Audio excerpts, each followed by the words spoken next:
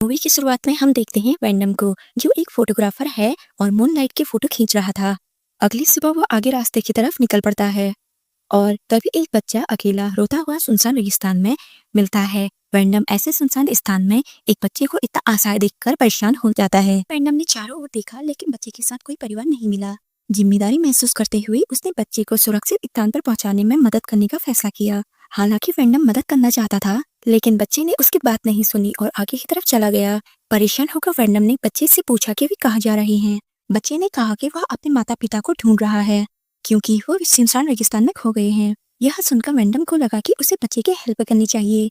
वैंडम बच्चे का पीछा करते हुए एक सुनसान जगह पर पहुंच जाता है। बच्चा उसे एक लंबे गलत रास्ते पर ले गया। हंसी उसकी कार काफी दूर पार्क थी। अचानक बच्चा हंसा और तेजी से वहां से भाग गया, जिससे वैंडम कंफ्यूज हो गया क्योंकि उसे एहसास हुआ कि बच्चे ने बिना किसी वास्तविक कारण के उसे अपनी कार से दूर जाने के लिए धोखा दिया था। अब बहुत देर हो रही थी और वैंडम अभी भी अपनी कार से बहुत दूर था। तो एहसास हुआ कि अपनी कार से वापस जाने में से पहले उसे अंधेरा हो जाएगा। भले ही उसने कोशिश की लेकिन सुनसान रेगिस्तान बहुत बड़ा था और यह पूरी तरह से अंधेरा हो गया। इन सब चीजों को एक्सेप्ट करते हुए वैंडम रात के लिए रहने के लिए एक चट्टान ढूंढी। ठंड और अंधेरे में रहने को मजबूर हो गया। सुनसान रेगिस्तान की खामोशी में वैंडम के कानों में एक हल्की सी आवाज सुने, जैसे सुनसान रेगिस्तान के बीच छोटा सा जीवन संकेत था। वह एक्साइटेड होकर वहां चला गया। जब तक उसे पता नहीं चला कि यह आवाज कहाँ से आ रही है। जमीन में छुपा हुआ एक गड्ढे में जो पत्थर की चट्टान के नीचे घर तक ले गया। चिंता और आशा का महसूस करते हुए वो सावधानी से एक सीढ़ी की मदद से नीचे गया। जब वैंडम दरवाजे पर पहुंचा तो उसने धीरे से दस्तक दी क्योंकि उसे वास्तव में मदद की जरूरत थी, लेकिन किसी ने जवाब नहीं दिया और वह बहुत शांत था। इसलिए वैंडम अंदर चला गया। भले ही उसे यकीन नहीं था कि उसे अंदर जाना चाहिए या नहीं। उसने एलिना नाम की एक महिला को देखा जो उसके घर में किसी अजनबी की उपस्थिति से बिल्कुल भी परेशान नहीं थी। वह बस वही करती रही जो वह कर रही थी, उस पर ध्यान नहीं दे रही थी। उसके बाद वैंडम ने, जो वास्तव में चिंतित लग रहा था, उसने एलिना से कहा कि वह खो गया है और उसे वास्तव में फोन की जरूरत है। एलिना से पूछा कि वह उसके फोन का इस्तेमाल कर सकता है, लेकिन बात करने के बजाय एलिना ने उसे खाना दिया। इस मौके का फायदा उठाते हुए उसे वह सब कुछ बता देता है जो उसके साथ हुआ था और कैसे एक बच्चे ने उसे धोखा दिया, ग्रहण कितना सुंदर था और उसके बाद उसे कितनी परेशानी हुई। एलिना, जो अब तक कुछ नहीं बोली थी, उसने वैंडम से स्पष्ट और मजबूत तरीके से कहा, देर हो रही है और अब सो जाओ। अब वैंडम के पास कहने के लिए और कुछ नहीं था। वैंडम मान गया और अजीब सी खामोशी की आदत डाल ली। एलिना के लिए जैसे ये कोई बड़ी बात नहीं थी। उसने अपने कपड़े वैंडम के सामने बदले ताकि उसे लगे कि दिन खत्म हो गया है और वैंडम की तरह वह सो गई।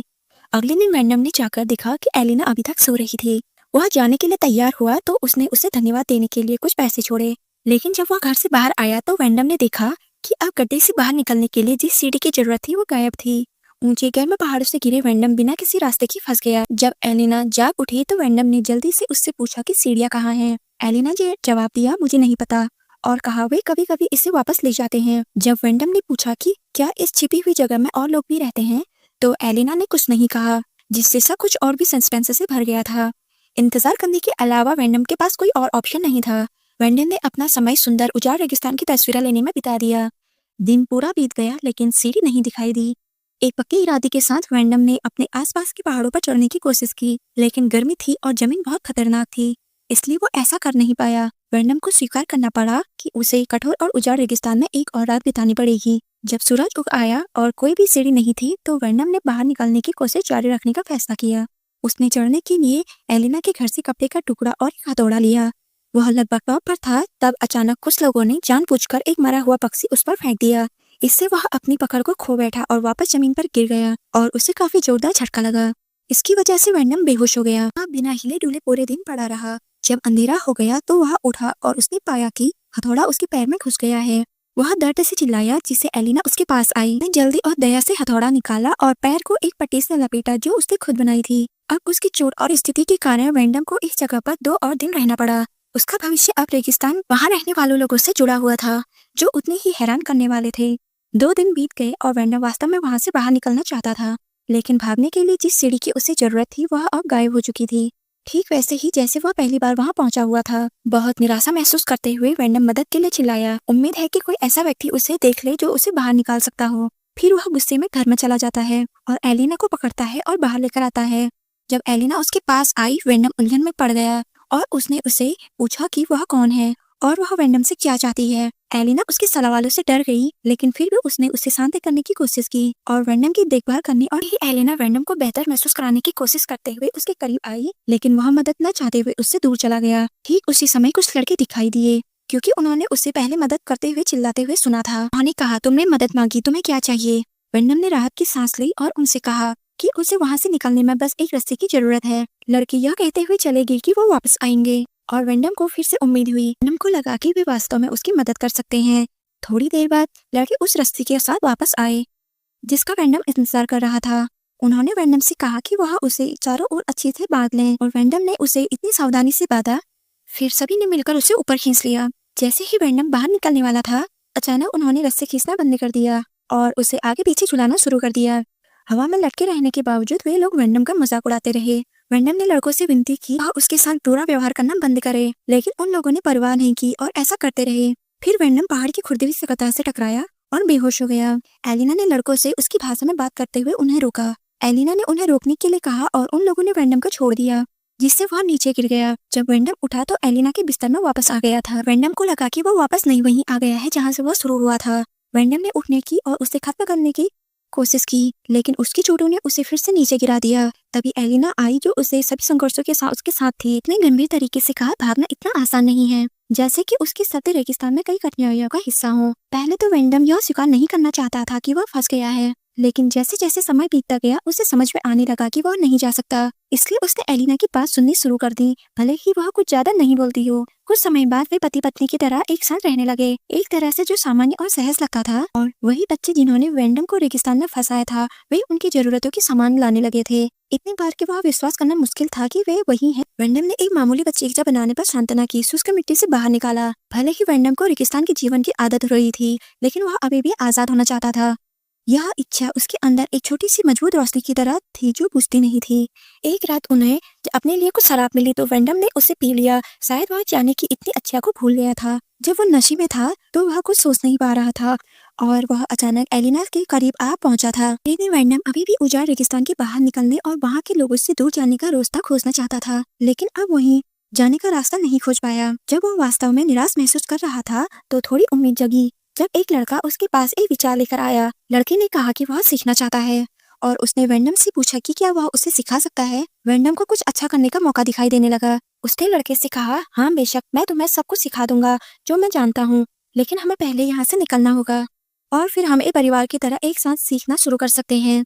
लड़का एक पल के लिए निश्चित नहीं था कि उसे क्या करना है। उसने कहा, मुझे नहीं पता कि मैं वास्तव में यहाँ से निकलने में तुम्हारी मदद कर सकता हूँ या नहीं। मैं केवल तभी मदद करने की कोशिश कर सकता हूँ जब मेरे दोस्त आसपास ना हो या वो सो रहे हों, लेकिन मैं वादा करता हूँ मैं जो भी कर सकता हूँ मैं वो करूंगा। जब वेंडम और लड़का बात कर रहे थे तो एक लड़के ने अचानक आया और उसे पकड़ लिया। लड़के को जल्दी से वहाँ से ले जाया गया और उसकी मदद करने का छोटा सा मौका भी चला गया। रहे थे यह पता चलने पर कि एलिना को बच्चा होने वाला है, वेंडम काफी परेशान हो गया और इस असामान्य रिश्ते से उसकी शांति भंग हो गई थी। एक डरावनी रात रेगिस्तान के कहीं ऊपर लड़कों ने अजीबोगरीब गाने की आवाज आ रही थी। ये आवाजें भविष्यवाणी कर रही थी कि कुछ बुरा होने वाला है। जब सुबह हुई तो वह बेहतर महसूस करने के बजाय उन्होंने एलिना को बहुत दुखी होते हुए रोते हुए देखा था। परेशान होकर वेंडम अपने घर से बाहर आया और कुछ भयानक देखा। वह लड़का जिसने उसे पहले आशा दी थी अब वह मर चुका है। पहाड़ की नंगी ढलान में बेजान लटका हुआ था जो वेंडम की मदद करने की सजा में मारा गया था। ये सब देखकर एलिना दुख से भर गई और खाली जगह पर जोर जोर से रोने लगी।